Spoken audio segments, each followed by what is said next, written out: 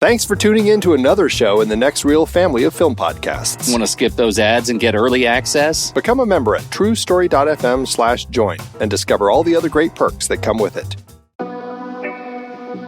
The film board gathers. The gang of thugs is heading to the desert to do a little rolling hill hot rodding on our way to Paul Thomas Anderson's One Battle After Another. Rise and shine. Bat an eyelash. Good morning. There are no hands on the clock Why? because they're not needed. What time is it? I don't remember that part. All right, let's just not nitpick over the passwords. Old PTA has done something truly shocking. He's made a movie you can actually recommend to your action movie loving in-laws without requiring a preparatory lecture about the symbolism of bowling pins and American masculinity. One Battle After Another is Anderson's $175 million answer to what if we took the current political moment and asked the director of Boogie Nights to make Terminator 2. The result somehow manages to be both a screwball comedy about a stoner dad in a bathrobe and a searing indictment of American fascism. It stars Leonardo DiCaprio as a washed-up revolutionary rescuing his daughter from Sean Penn's terrifying military villain. It's earned 96% on Rotten Tomatoes, but who cares about that, of course, and it has opened at number 1. To help navigate this cinematic labyrinth of political allegory and cheap robes, I'm joined by Tommy Metz III, who has perfected passionate advocacy while maintaining comprehensive knowledge of comfortable loungewear, and Steve Sarmento, who finds profundity in chaos while making it all sound perfectly reasonable. So here we go. It's time for PTA's wild, wonderful, and unhinged return to contemporary filmmaking. Holy cow, you guys! What did we just watch? Well, I need to ask, how did you watch it? Because there are multiple formats of this film out there, and I am curious which format you were able to see it in. Look, this sucks because I already know which format you saw it in, and you're just teasing me. You're dripping it out. You want us to go first so that you can say that you are the best. So, Steve, you're the best. Can we just acknowledge you're the best? I'm just lucky to be here in Phoenix, where we occasionally will get these, rare formats. The 70 millimeter 15 perf IMAX presentation of this film was amazing to look at. It was gorgeous filmmaking. I was on set during production, so I got a real first-hand view. That's weird. But nice try, Steve. I watched a Handycam recording on my phone. Is that glorious? Yeah. Very good. Yeah. Nice. Does Video Village count? Yeah. No, I saw it on a very, very big screen, yet not IMAX, but it's a new Regal screen that is enormous and crystal clear and awesome and great. Yeah, I didn't. I saw it at a regular stupid theater. It was just stupid, but the popcorn was good. It always takes the pain away a little bit. Yeah. Let's get it out of the way. How'd you like it? Opening thoughts, Steve. Wow, Yeah. Let me say, the other thing that I know about you, Steve, is that you saw like the 1045 show. I don't know. I feel like I should take all of your opinions with a grain of salt. How the hell did you stay awake? Yeah, that because late? This film Yeah, doesn't no, feel its length at all. It does not. True. And I, took a nap, early evening because I knew, because I ended up with that late of a show because the day tickets went on sale for this first on film, 70 millimeter IMAX. I didn't find out about that till I got home from work, and then I go and look, and it's like the first 3 rows are available. So, like 2 days later, they released the 1045 show. That's why I ended up with those seats. But it does not feel its length at all, and I love this film. It hit me in so many parts. It is just as with a lot of his films. It feels like multiple films at times, depending on where you are in the story, but they all work and it feels a cohesive piece of a single story. Takes me on a journey. Is so timely. Spoke to me in so many ways. This is one of my favorite films of the year. Absolutely. Okay. Tom? Paul Thomas Anderson is one of my 2 favorite directors. He's tied with Uwe Boll. I'm just kidding. And His time with David Fincher. And I was really excited about this movie because I knew it was a modern day, and he hasn't done a modern day since Punch Drunk. And so I was excited to see it. And then I saw the trailers and I got a little nervous, only because they picked up sticks. The original trailers billed it as kind of a screwball comedy. And then they completely changed into this is an action adventure. And I was like, oh no, they don't know how to market this movie. This movie is trouble. It turns out it's both of those movies. they just chose certain parts and it worked. I thought this movie was for how sprawling and how long it is handled so well. It looks amazing. The acting is fantastic. I absolutely adored it. I have some quibbles. That's why they call me the Quibbler. But overall, I absolutely adored it.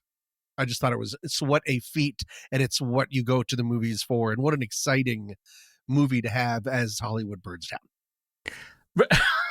Oh, great. Keeping it relevant, Tom. I appreciate that. Streets of Fire. I could not agree more. And I feel like this is a movie that does earn its length. It's almost 3 hours, but 241, I think is where it comes in. And it doesn't feel that at all. This is why directors occasionally should be allowed to make movies over 90 minutes, because my God, you're right. This is why you go to the theater to see these movies. It's extraordinarily propulsive, energetic. I was just so vested in these people from jump, let alone the fact that they're doing things from jump that are describing our street level reality right now. And I want to know how that hit you. We'll just talk about it so we can move to the other side of it. The recency of this, the ripped from the headlines sort of experience of watching this movie. How did it hit you?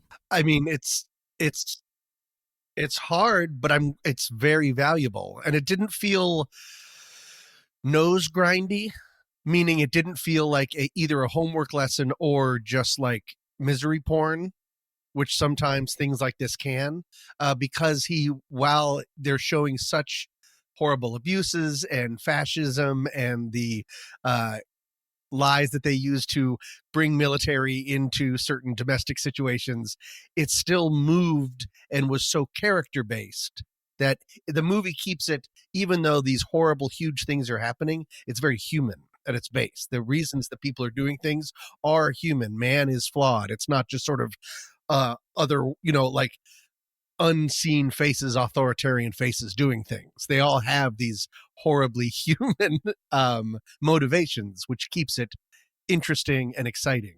Yeah, I think so. I think the abuse conversation is a tough one because, at no point do they show any overt brutality toward the people who are, in the cages on the streets, right?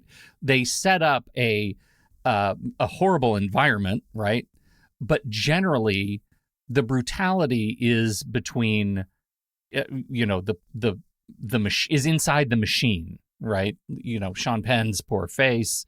We'll get to that, but and of course the most of it is in the context of the chase of these revolutionaries, and so I actually think you're right. I mean, this is not abuse porn. This is not illegals porn the way I think he could have gone very easily. No, and I believe it's in the title credits. It mentions that this is inspired by Thomas Pynchon's novel Vineland, which I read decades ago, which is a different era, but it's about 60s revolutionaries dealing with America in the 80s. So I thought, how are you adapting this? Well, he's not adapting. He's taking those ideas and really shifting them. And it was really engaging for me to see, how do you take that 60s sort of like radicalism, transport it right into today and make it feel relevant, because there are appropriate things to be speaking to.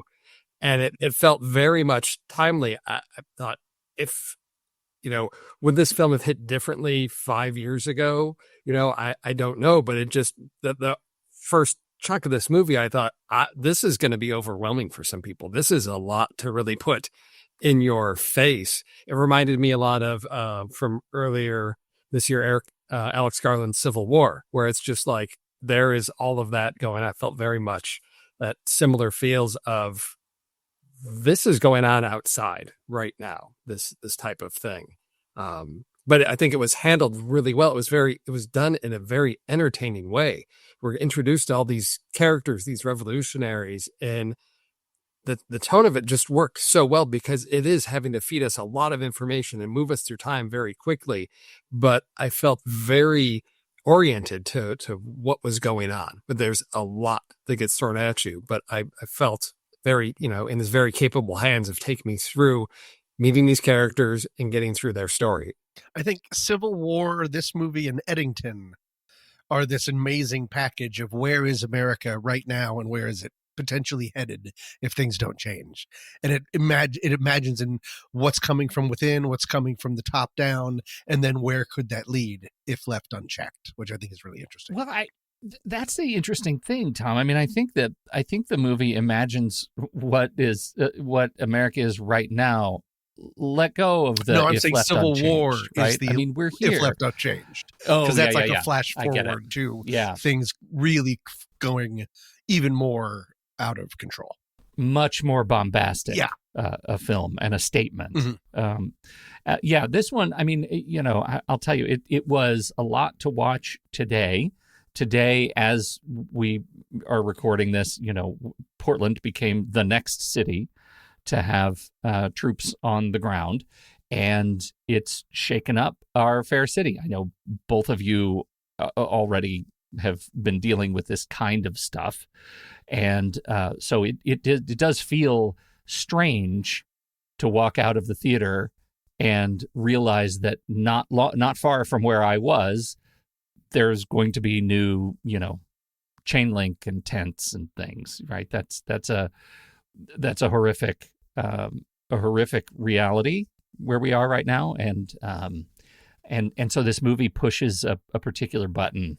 Right? I think I get what it's going for. It's not hiding its ideology at all in a way that I think Civil War does. Well, the movie the incredibly timeliness. I mean, they finished this last year, like middle of last year, for it to be coming out right now is just, extraordinary. But that being said, I mean, is that a good thing for PTA? Like, I think it's is that an auspicious bit of luck? I think it's amazing timing for it, and important timing. Whether it pisses a certain group of people off, we can't do anything about that. Well, and I wonder if it's, I mean, we don't know. It cost a lot of money, this movie, and we don't have a sense yet, just opened, of what it's going to do at the box office. I saw a morning show, which is not a great indicator of how it's going to do, but I wonder if it's going to see performance hit because it's too real for too many, right? It's too prescient. I wonder. So I think the human element and the fact that unlike Civil War, which I deeply loved, but Civil War doesn't have as much of a human story as this does. Civil War is a travelogue. This is a deeply humanistic family, father-daughter scenario that is taking place in this horrific world. But I mean, it's the human stuff that I think I would want to make sure that people really knew about that versus the more timeliness things of it. Mm-hmm. Starts us off with Perfida Beverly Hills, wonderfully played by Teyana Taylor.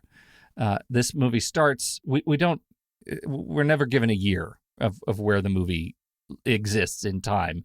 There is a 16-year jump, so we have a before and an after, and I don't have a sense of where we are either place. Maybe the Camaro and the Mustang would be indicators on the back half that we are much more present than the 16 years prior, but it all feels sort of relevant to now in a fuzzy sense of time. And so we open with a prison break on the street under an underpass. and we meet our principal characters. We'll talk about Teyana Taylor and Leonardo DiCaprio, but I think the introduction of Sean Penn in this opening sequence is worth talking about. He's introduced, Stephen J. Lockjaw, he's introduced and offered screen time for a boner. How do you feel about Sean Penn in this movie? I couldn't take my eyes off him. I thought he was incredible. I think he should absolutely be up for an Oscar for it. It's deeply weird. It is deeply aggro, but he's doing so many things. It feels like there's so many ticks, but they feel lived in, like sunburnt in, versus I'm going to pick these things to do, which will make my character seem interesting. I mean, that guy just seems like a fully fledged real person, to the point that I think, it makes sense to call him Lockjaw. Is such a cartoonish name for a mean person, but I think maybe you kind of want to soften him up a tiny bit. I mean, in the movie does take a lot of pot shots at him as things go on, but while he's being goofy and while he's such a mess and he's so pitiable, but he's also terrifying. And that's just a fascinating mix of things. What a case study for incredible sort of human flaws, right? Like, he's terrifying because of his position, but he's also complicated because of his ability to ignore his position and his authority for, his personal gains. For that fetishism, his personal gains, his fetishism of black women, his ability to ignore some significant issue. I mean, he's a sociopath. The sequence where he confronts Teyana Taylor as she's planting a bomb and says, blow up as many people as you want. I don't care. I want my hat and my gun back. And they meet at the hotel and have sex. It is a bizarre sort of cornucopia of human behavior in this guy, and easily the most complicated character in the film. I think the cartoonish name is the most superficial thing about him. Everything else is deeply troubling and incredible. Steve, I'm sorry, I've been railroading. No, you haven't. I think, and he's such a key figure in the story, because at first I think, he's gonna be this, sort of maybe a bit of a comic relief when you hear the name Lockjaw. Is he going to be a type?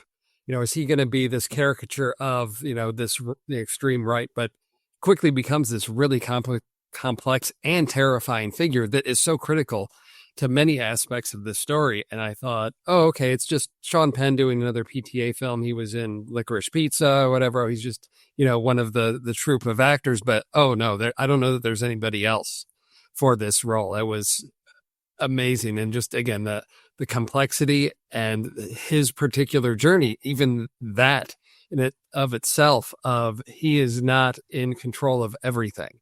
He is, that's what I find fascinating about his journey. He is the antagonist, but he is not the ultimate oppositional force in this story. There are so many different aspects and levers and mechanisms to who's manipulating who and who's playing whom and who's in power.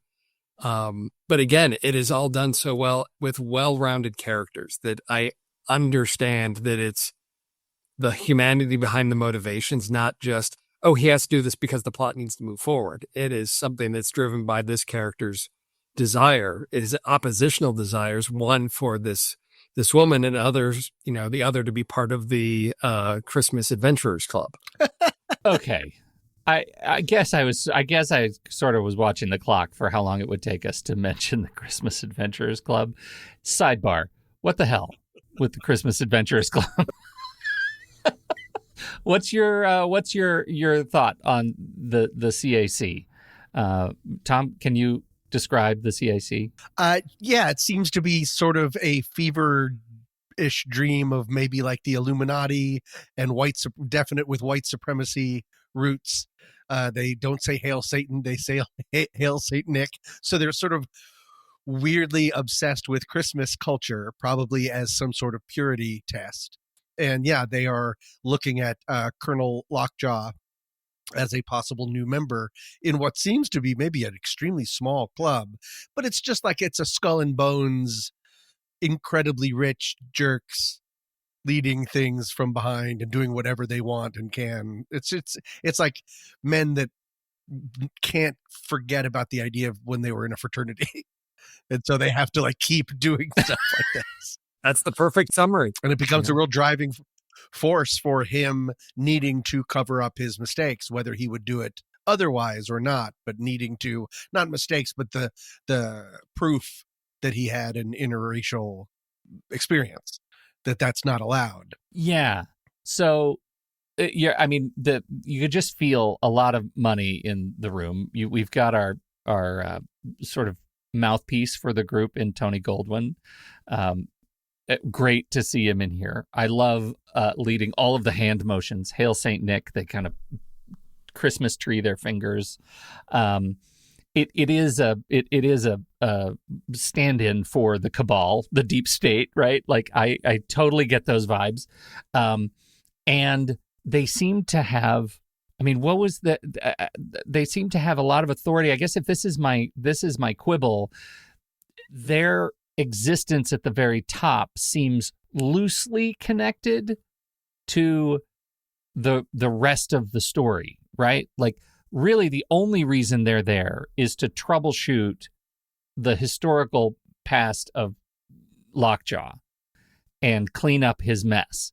They have no real interest, I don't think, in the rest of the revolutionary existence. Am I right? Did I miss something? In terms of the story, yes. I think they're the force to really put Lockjaw in that intersection of you can't have it both ways. And without that force pulling or applying pressure against this is who you are, you want to be part of this, power structure, you're going to have to reckon with your mistakes in the past because he is a powerful person.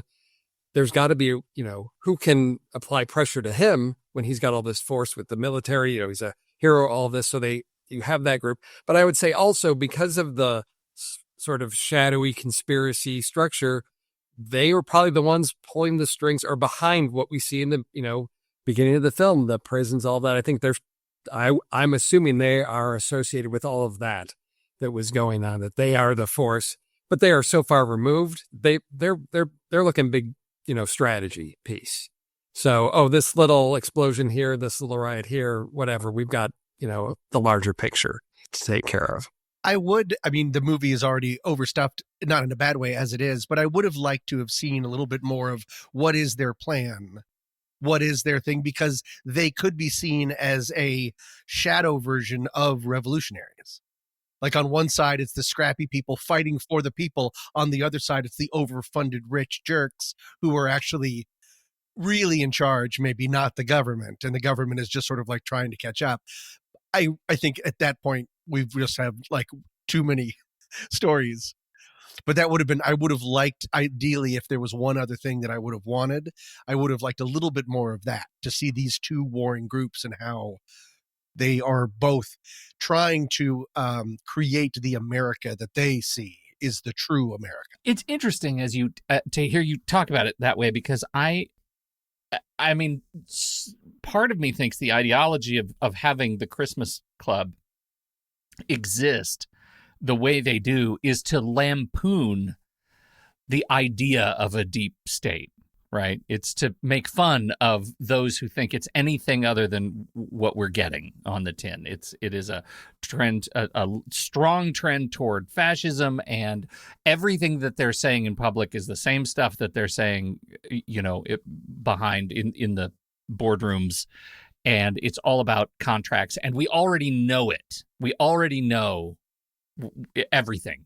But so we're going to make a joke out of it and call these guys the deep state, the big. And on the other hand, the rest of the movie feels really grounded in this sort of near future, very, very near future, like real machine of political military events in our streets. So I guess that goes back to why I struggle a little bit with their role. Are they the part of the joke part of this movie, or are they part of the grounded in reality? There really is a cabal that we don't know about.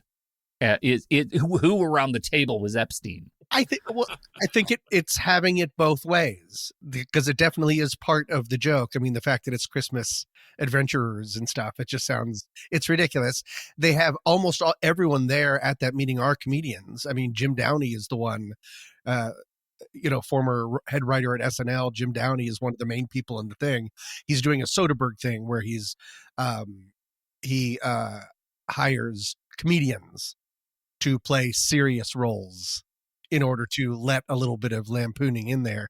But again, the other side of it is, maybe if I'm still kind of interested in this revolutionary thing, they have money, but maybe it's important that we don't see what they do. And when they have to go clean up a mess, they send one guy in a car with a shotgun. They don't seem super powerful, or like it's unclear.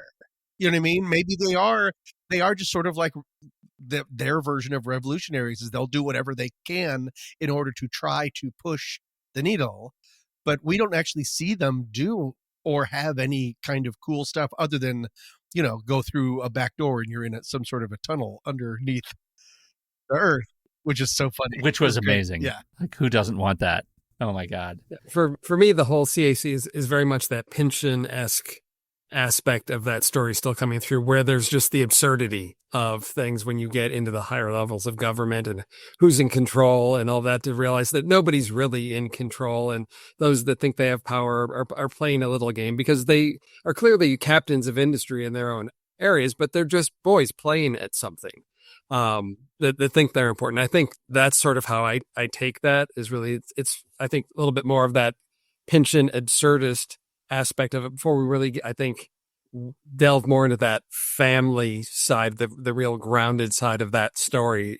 That for me is really it's sort of the decoration to the meat of the story, which for me is really getting back to that father-daughter piece. And this is just sort of the setup and the mechanisms around to really get to, for me at least, as a parent, that was the really compelling story of a father on a quest to find his daughter, and all the obstacles that get thrown his way that are tied to aspects of his past and the complications of that.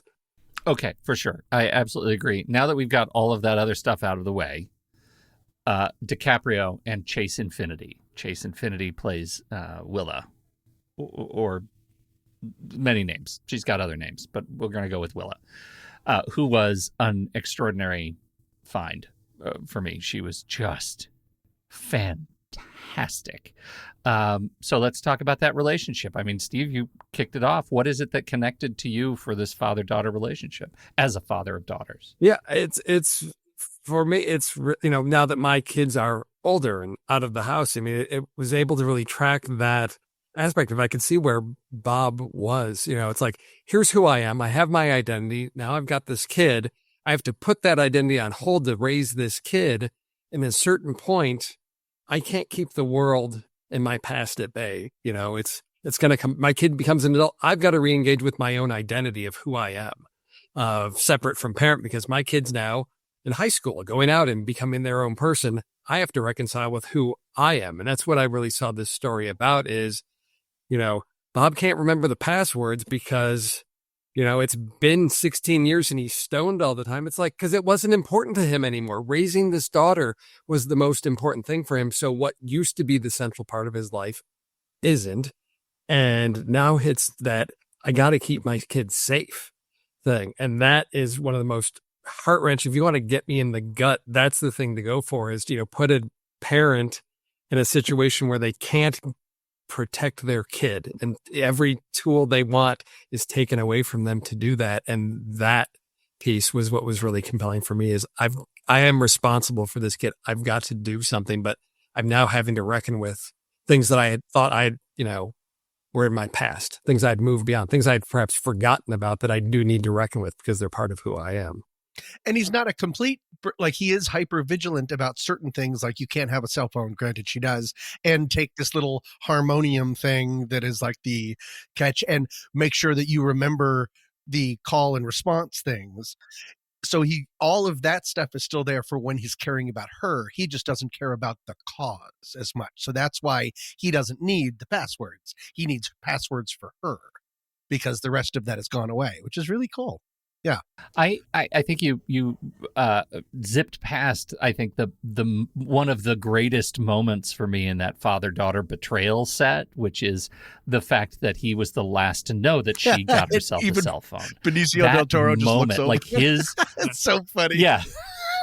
Yeah. Her karate teacher knows about her phone. Everybody knows about her phone. And it all pays off narratively when her friends are being interrogated by Soldier McKindfaced, and one of them eventually breaks and gives her up, right? Like that was just horrible. It is one thing about this movie. I think structurally there wasn't a single thread that I got to the end and thought, oh, I really wish they had paid that off. They set up the cell phones, they set up the harmonium gizmos, they set up all the tunnels. Everything had a beautiful payoff. I finished the movie, I was like proud of it. Like, you go, movie, you did it. Like, I didn't want anything more. The movie this was was your it. child. This is what I needed. It was my child. It was absolutely my child.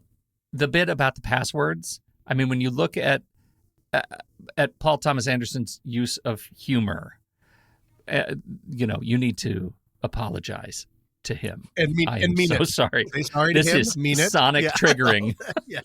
Yeah, mean it. So good. Talk to me about your thoughts of Anderson as a horror or as a comedy director, writer. It's all so character based. That's why his humor works so well. That it's not, I'm thinking of a bit and then the bit is going to happen. It's the reaction to what's happening. Because in the middle of this revolutionary nightmare, while there's a war being raged outside, a literal war with, granted false flag things like the bad guys throwing their own Molotov cocktails, all of that stuff. That's not exactly false flag, but you know what I mean. Give me a reason to go to this town. That was right. One of Penn's. Give me a reason, yeah. Bit. Give me a reason to go and to then, Braxton, whatever. To be stuck with dealing with a customer service person. That's what it is. It's trying to get to a representative, but when all of the stakes are so high and there's no time and it's just bureaucracy at its worst, when it's supposed to be a fight probably against that. It's, that's like old ways of doing things. And they just have this old guy just in charge. It's like, this is the most important thing. And no one remembers he doesn't remember who Bob is and stuff. It's hysterical. And Leonardo DiCaprio's doesn't start at a 10. He starts at a 3 and then goes to it. Because even the first time when he's outside of the store, he finds these different levels. It's really fun to watch him play, because you just totally believe there's no winking. He's so frustrated and mad and angry. It's so great. And the fact that 16 years goes by and you go from revolutionary incendiary organization to call center, like just right. The meta conversation there is just perfect. Like the fact that there even exists this sort of call center thing. And as soon as he says, I'd like to talk to your manager, I know there's a manager nearby of your revolutionary organization. Yeah. Please give me your manager. I was dying at that bit. So perfect. I think Chase is, first of all, such an incredible, just physical performer. I bought everything that she did. She plays a lot of the sort of second half of the movie in zip tie cuffs. And yet I still believed everything that she was doing. I thought she was absolutely fantastic, and bringing sort of an end to the conversation about the father-daughter, their confrontation on the highway, when she does the call in response to him, and he's still struggling with that bit that was a joke 20 minutes earlier, or an hour earlier, hour and a half maybe, and now becomes a thing he's trying to get her to say, I'm your dad. Like, you just know, I hear you, but I'm your dad. Like, let's get past that. And she won't do it, right? She keeps pushing for that until he says the relevant line. That was quite a gut punch. There's a joke on top of that too, though, because we jump forward a little bit. They go back home and they hear on the radio that there's something going on in Oakland. She gets her gear on and leaves. And the experience of letting your kids go out, get in the car, and just drive anywhere away from your house is horrifying. The narrative of letting her leave to drive 3 hours to be a revolutionary, like mother, like daughter, hit me really hard. Like, it's played so lighthearted, but that finale was excruciating. That's for me, the power of the movie, because that's to me like the only way you resolve this, because they've both gone through something, are on the other side of that, and it's the natural progression. And it comes back to the whole sort of piece of Lockjaw as her father. I'm like, why is that really necessary? Sure, it's for his character, but for her, I'm like, well, he is in so many ways, sort of thematically, what he represents is so much of what forms her to be that revolutionary as well. Not just her biology, but also the presence of that force is making her who she is so that she can be like her mother. Maybe perhaps not the rat that mom was at that one point, but to, go and do that. It's like the fulfillment of everything for her character comes true. And for Bob to be at that point, to go from the overprotective dad of, I'm not going to allow her to have a cell phone, I got to keep her safe from the horrible world out there, to, no, she can handle herself. And I trust her to do that and go drive 3 hours. That's who you are. That's that growth that he experiences that rings so true as a parent. You have to get to that point to trust your kids. And I thought this is what just makes it work so well, because it is, again, grounded in that relationship, those people.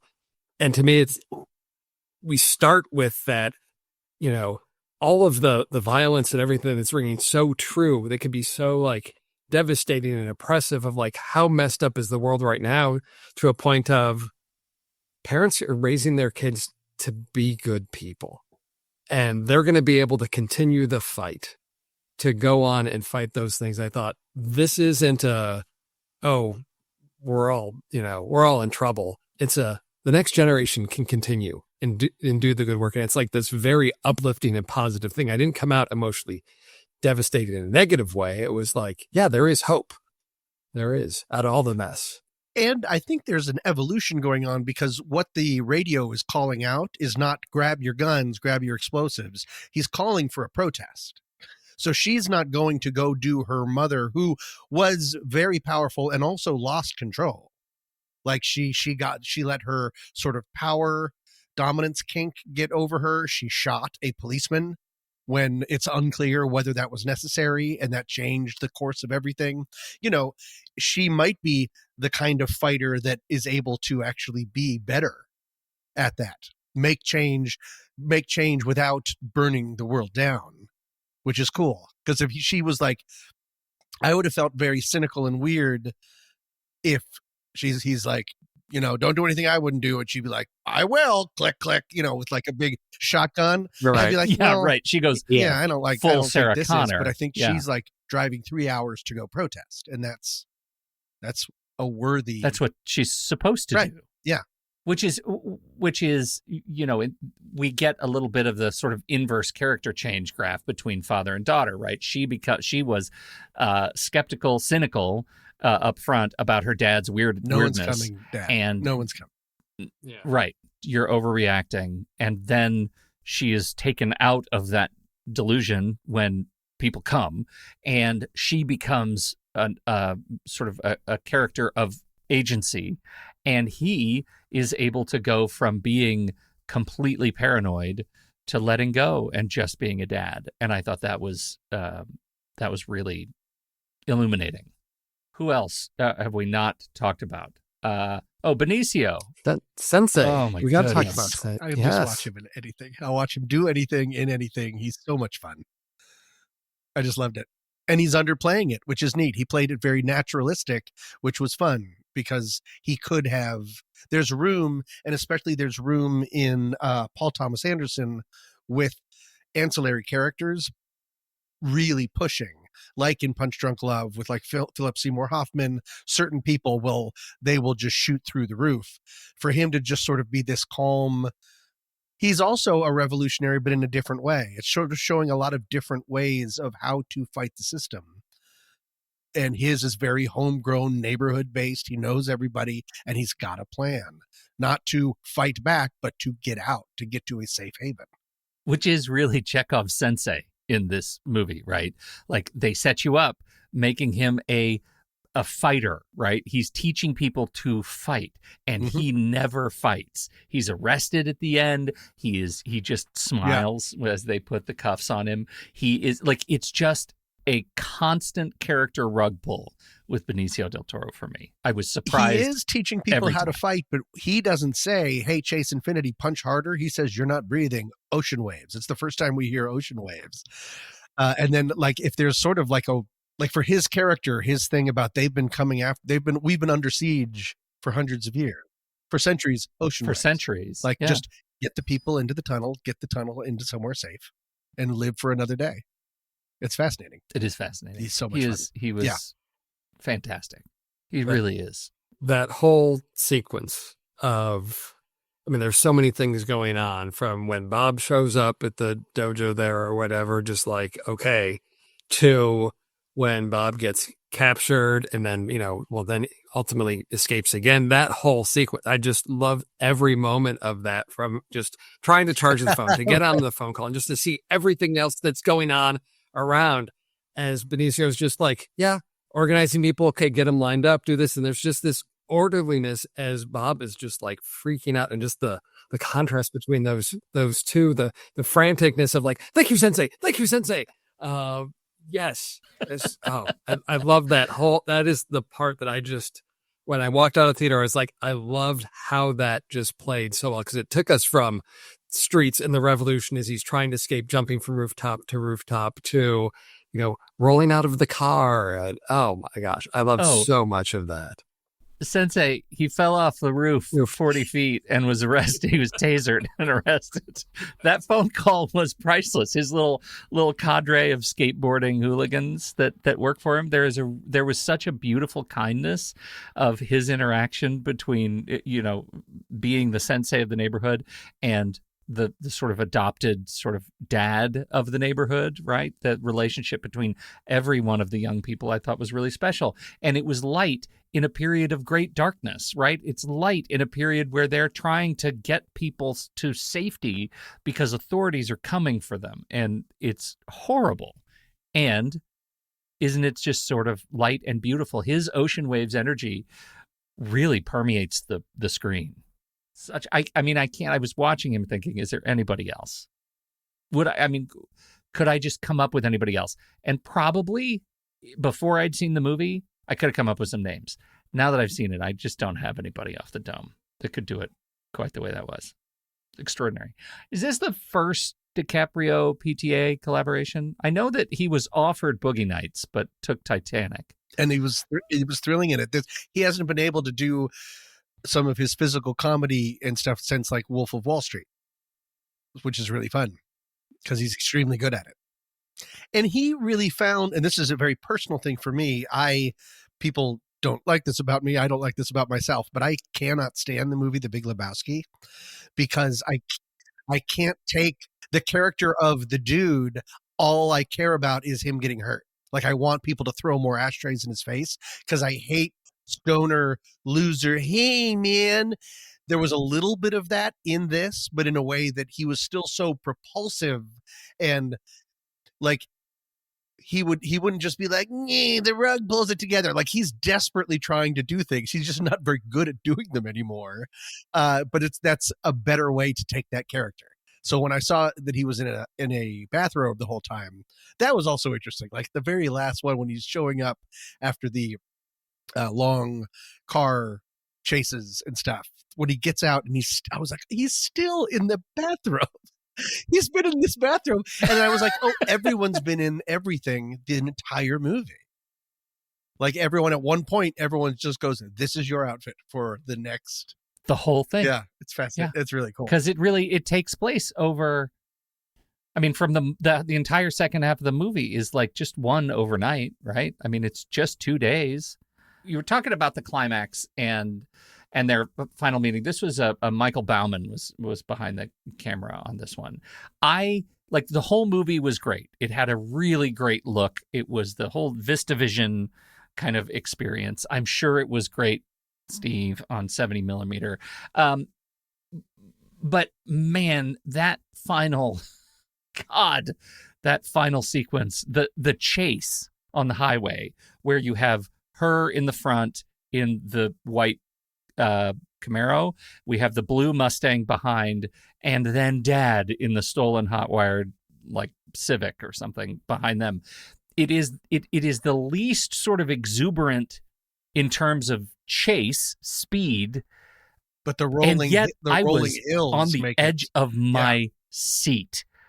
The perspective, I don't know what, I would be very interested to see what the rig was that they were using, because there was something that was pushing depth of field in a way that I found dizzying in a really satisfying way. I felt like I was right there. Part of it was, it's like zoomed way in. So it's whatever like kind of lens that is, it's so tight that it's way, so it just, there's nothing but the road. And you're dissociated from altitude gains, right? Yeah. And yet the altitude in front of you, zoomed way in, is moving. And I found that I just don't remember ever seeing anything like that. I saw that this was showing out here in a bunch of 4DX theaters, and I was like, I would have thrown up, because I was sort of going up and down in my seat, and you kind of knew that it was someone was going to go over one of the crests and there would be something there. I'm not saying you're ahead of it. It's just, that's the point of it. So I was already like hiding. I was afraid of deer. I was afraid of cactus. I didn't know what it was going to be, but it was so, and it's cool that he did that while also proving his car chase bona fides way in the beginning when they're escaping from the bank, because that is a legitimate, for sure, like, Frankenheimer kind of car chase, like, so he's like, he can have it both ways, which is great. It doesn't just have to be over stylized and let's find the world's weirdest road. He also just put us in a city, and it was fantastic. Yeah. I mean, living out here in the Southwest, I mean, the way that is shot, I mean, that's the way it feels, because it's just vast space. So it's like, okay, he's ahead of me, and it's like there's nothing there. So it's not like the city where you've got things flying past you to give you that sense of speed. You can be doing 110 on that highway, and that mountain is still way out there and doesn't feel like it's getting any closer. And now it's been 10 minutes, and maybe it's a little bit bigger. And so I felt that really captured that type of chase of, are you slowly creeping up, and then the hills to give you that. Yeah, that works well. And again, as you point out, it was a great contrast to the chases we have earlier in the film, but both just work so well. It's so different. And of course, the final sort of action punchline that she is ahead of him and stops the car in the perfect place. I was worried that they were going to do it in a way that I would struggle believing that she would be ahead enough. And I just never questioned it. Once you see it, it's like, she's just perfect. She played the geometry just perfectly. He's Bauman. He's a longtime collaborator with PTA, only DP on Licorice Pizza, but has been on the camera and electrical, for a long, long time. And so it's pretty exciting to have an upgrade. Also, tie into Marvel Movie Minute, he was a gaffer on Iron Man. Hey, I remember the electricity in that movie. That power was all on. Everything was working.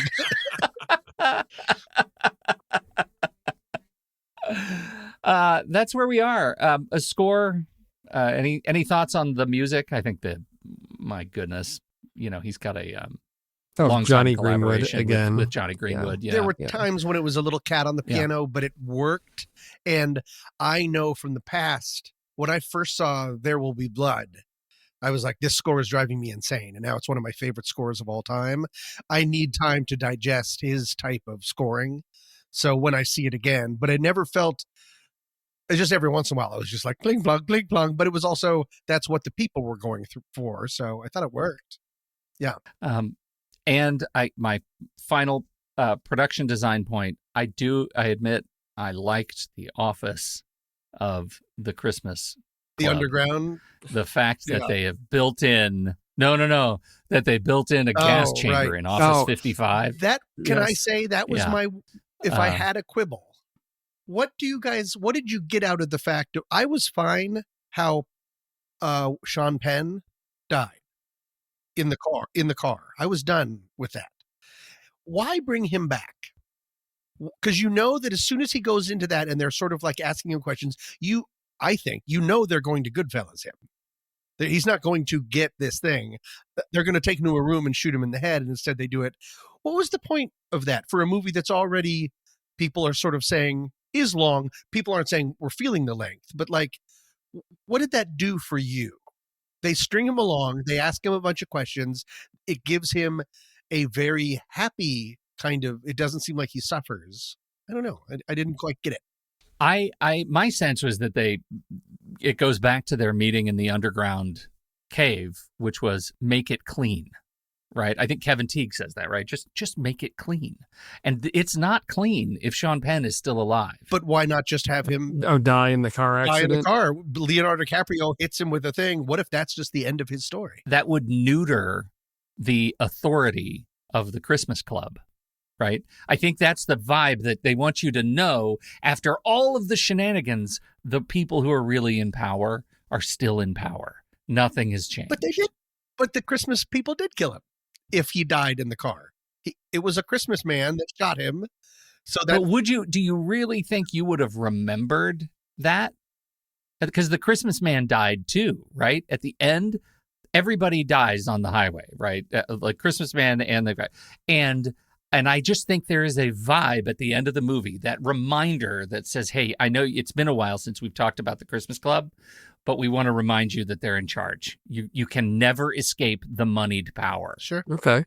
You don't seem convinced. I don't know. I feel like, I'm doing my best here. I mean, I hadn't forgotten that the guy in the Izod shirt was from the Christmas Club, and he was the one that I just felt like they made that clean.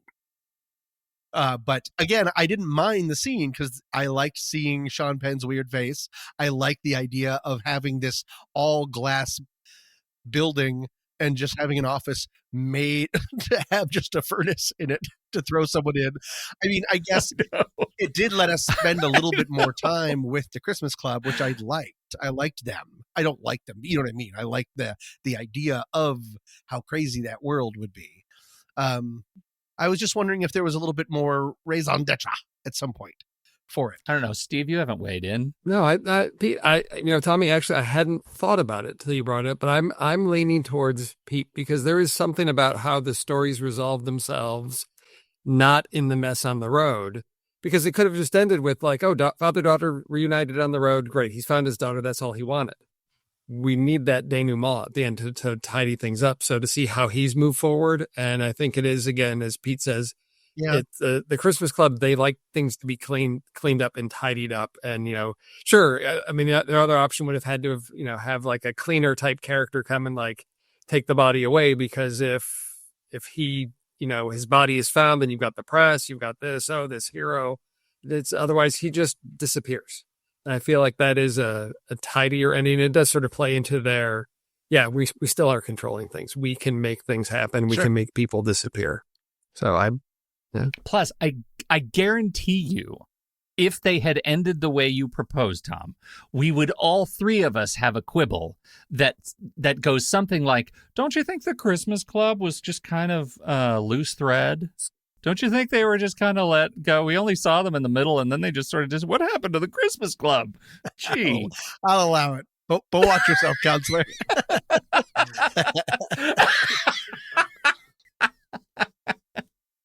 You said something earlier, Tom, about one of the reasons you were looking forward to this movie, and I just want to give you a chance to air the reality that this is PTA's first contemporary movie since Punch Drunk. What does that mean? Did you forget that he knew how to make contemporary movies because he just spent so much time in the 60s and 70s? Yeah. Well, not that he would forget, but that he maybe just didn't have any interest. I like him having an interest in this because even Punch Drunk Love is a vacuum sealed world. It's so unhyper. It's not realistic. Everyone is sort of in their own situation. And it's also absurdist with the harmonium and the car wreck that no one ever talks about and all in the very first opening and all that stuff. And so this is just to take something that is real and timely and then still to make it human and so exciting and so funny and so heartwarming is like, it's like he brought all of his talents together for this one and just kept filming and filming and filming, and I loved it. Okay. That's why I'm excited to move over to Letterboxd to see if you guys all give it 1 star. I'm pretty excited about that. Letterboxd.com/The Next Reel. That's where you can find the HQ page for the Letterboxd Next Reel family of film podcasts, and it's where we apportion our stars and our hearts to the movies that we see. And Steve, you go first. I'm just going to make you angry, and I apologize in advance because I can only go to 4.5. I don't do 5. Why? On first. I don't do 5s on a first view because I need to see how well it holds up. So I go with 4.5 and see if it'll move up to a 5. I have a feeling this one will. I strongly desire a second viewing on a large screen again with this because I enjoyed it so much. So it's 4.5 to see if it becomes that. Because for me, 5 is the movie that lives in your soul. That is not just a perfect film, but really melded into your identity.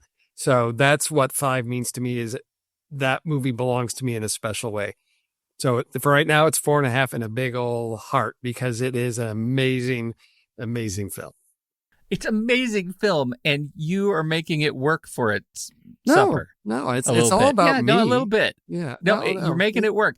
I'll tell you. Okay, Tom, you too. I know I'm going to be pissed at you too. Go ahead. I completely agree with Steve. I want to see it again. I mean, and I do that saying not like it could be. I just want to see, because a lot of times when I rewatch movies, they almost always go up because then I'm able to see it by its own where it lives. Now I know what it was doing, and now I'm able to really sort of sink in and watch it. I've only given 1 5, as I've talked about before, for all of our reviews, and that was Hamilton, because I'd already seen Hamilton in the stage program. So I've just never given a straight 5, I think, to a movie. I would have for, let's say, maybe Sinners. I'm going to say 4.5, but pretty much assuming it's going to be a 5. And again, as I mentioned earlier, the first time I saw There Will Be Blood, it wasn't on its wavelength. I thought it was like a 3.5, and now it's it's my second favorite movie that he's ever done. So, well, you guys are ridiculous. Like this, just so you're like, do you think Paul Thomas Anderson is listening? Why are you holding on so tight? Why? Do you think he'll give me a job? Is that? Yep. Start as a gaffer. What are you saying? You're going straight 5? I love it. This is, I just think I approach this differently than you guys. I'm very much a glass half full kind of a person, because the movie starts at a 5, and if I watch it again and it turns out the wavelength is wrong, I'm okay bringing it down a little bit. But where I stand, like what I feel, and possible the curse of recency, I feel like we've, people, if you're new to this show, you may not know the history of trash that we drag behind us in our little red wagon of film choices. So when we get a good one that just really hits home, I want to give it so much love, irrational love. Go see this movie in the theater, biggest screen you can, and just do it because it deserves attention. And it's doing fine the first couple of days. It's doing okay. It needs even more. So I'm okay with a 5-star shout from the rooftops, magnify enthusiasm. It's Love it. Great. And I'm thrilled for every bit of it. Heart? That's all. All right. Hey, this has been a treat. Tommy Metz III, Steve Sarmento. Thanks for showing up and talking. This is old That's school. right. Having the three of us do this alone. And Chad's in the other room. Thank you for hanging out. He is. He's in a different thread. He's still on Zoom. Anyway, thank you, everybody, for your time and your attention. Whether you agreed, disagreed, or just came here to shout at your phones, we appreciate you. If you had fun, don't forget to join the conversation over on our Discord server at truestory.fm/Discord. And if you really love what we do and you want to skip the ads, become a supporting member at truestory.fm/join. for ad-free and early episodes. We'd love to see you there. Whatever you do now, go watch more movies. Go watch this movie. Don't let them get you angry. And remember, just because there's a post-credit scene doesn't mean it's any good. Meeting adjourned.